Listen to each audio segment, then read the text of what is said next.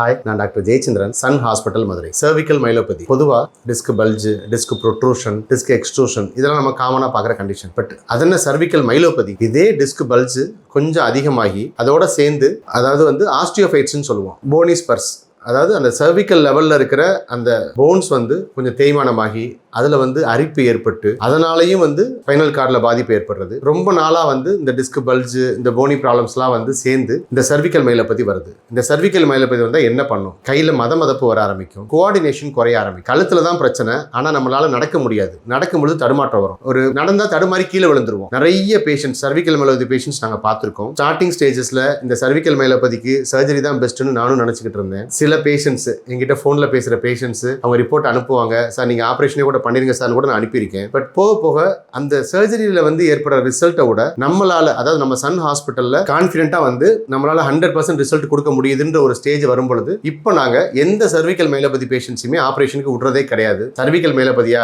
தைரியமாக வாங்க, நாங்கள் பார்த்துக்கிறோன்ற அளவுக்கு நாங்கள் இப்போ நிறைய பேஷண்ட்ஸ் பார்த்து அதனால கான்ஃபிடென்ட் ஆகிட்டோம். தைரியமாக சர்விக்கல் மைலோபதி பேஷண்ட்ஸ் வாங்க, உங்களை 100% சரி பண்ணி கொடுக்க ஹெல்ப் பண்ணுறோம். தேங்க்யூ.